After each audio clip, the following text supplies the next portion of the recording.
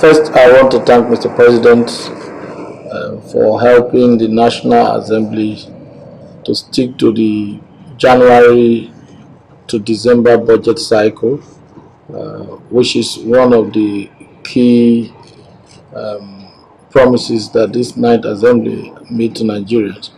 And in fulfillment of Section 81 of the 1999 Constitutional Amendment, Mr. President has laid the budget before the National Assembly.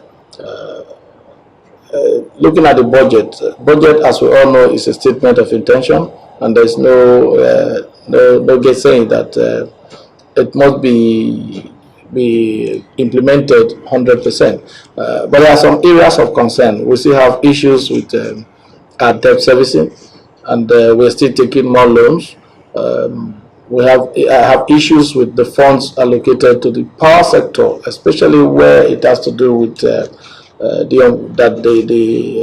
electricity sector, the power sector has been unbundled, which more or less a lot of them are now private sector driven. I don't see why we should keep allocating funds to that sector.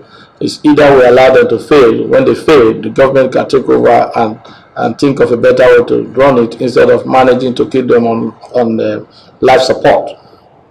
You'll understand that today the distribution companies are just tax collectors. Their equipment, they don't manage their equipment, they don't fix their equipment. It is the citizens that buy transformer. You buy transformer, you have to pay them.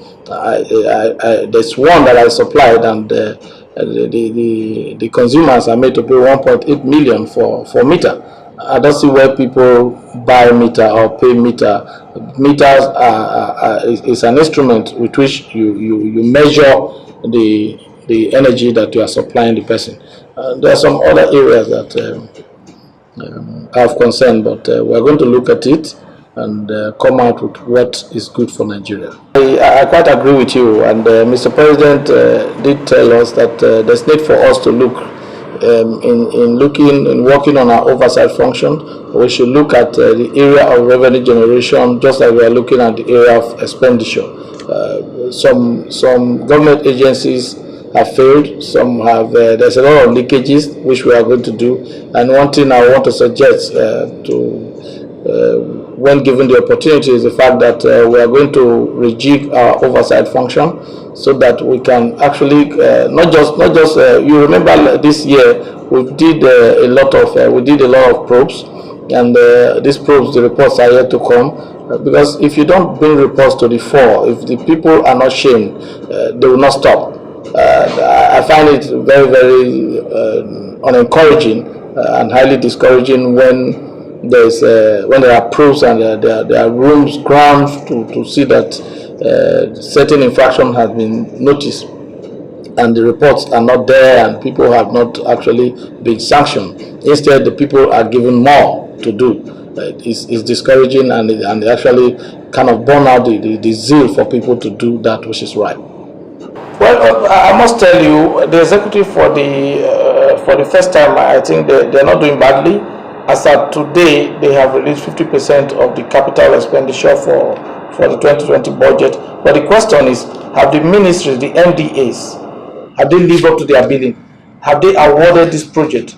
Because the process of procurement is long. So long as you know that there's a budgetary provision, they will pass the budget in January. They are supposed to start the process of procurement, but everybody is putting it on COVID-19 because nobody planned for it.